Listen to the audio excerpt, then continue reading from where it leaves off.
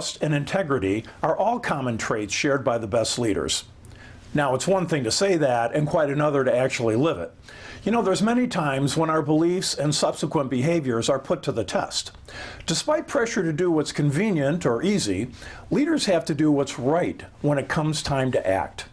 And here's my story of how I was once put to the test. I was pretty nervous, and for good reason. You see, my supervisor, Garci, was the type of boss that you did everything in your power to avoid having a conflict with. This guy had a reputation for having quite a temper, and I feared I was about to get a taste of it because, you see, I had just completed calculating the weekly performance numbers, and they were not good. In fact, food efficiency was calculated at a dismal 88.2%. Now, this was far below the 97% that Garci had expected, so I knew he wasn't going to be happy. Well, before calling him, I anticipated his reaction and I prepared my response, which was pretty truthful and simple. I'd made several bad decisions that affected the number, and there were other reasons as well, but the bottom line was that I blew it and I was accountable. As I dialed his number on the telephone, I thought I was well prepared with my facts and my explanations. In actuality, I was completely unprepared for what happened next. Reading off the weekly numbers, the one I was dreading to report came closer, and then finally the moment came. The words slowly rolled off my tongue.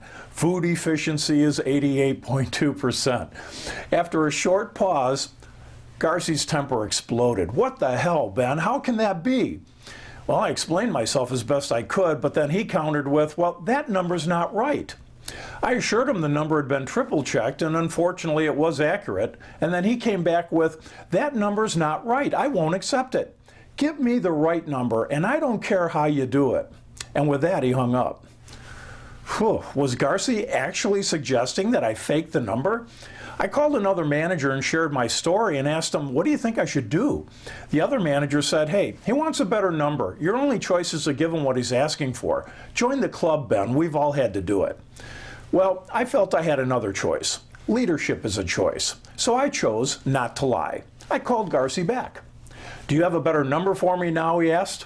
"No, Garci, the number's still the same, 88.2%, and I know you're disappointed. I am too. I guess I'm most disappointed in myself. I take full responsibility for the decisions that I made that caused the efficiency to be so low. But honestly, that number's accurate, and I don't see how I can change it without falsifying the weekly report." After a long pause and in an eerily calm voice, Garci asked, "Do you like working here, Ben?" "Yes, of course I do," I replied. "Then call me back with the right number." Click. He hung up on me. Well, this thinly veiled threat that I could lose my job over this issue didn't go unnoticed.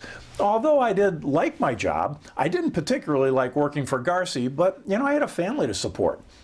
I began to think about the process required to change the number, which included altering other numbers to make the 88.2% come out right to 97%. And it was then that I made my decision. I called Garci back. "Now what's the number?" he asked with a sigh. "Well, it's the same as it was the last two times we talked, 88.2%. And if you want to fire me for that, Garci, go ahead. I probably deserve it for the bad decisions I made that caused the problem, but I won't falsify the numbers." Click. I hung up on him. Well, we never spoke about that conversation again, and I wasn't fired, but he did treat me differently from that point on, with more respect. You know, the entertainer Danny Thomas once said, "There's two types of people in this world, givers and takers. Now, the takers may eat better, but the givers always sleep better." From a leadership standpoint, Garci proved to be a taker. He took what he wanted from his managers with little thought to the consequences or the impact of his words and actions. I've learned that the best leaders are givers. They give of themselves to their people. They give their talent, their expertise, and their wisdom as they strive to develop their teams to be the very best at what they do.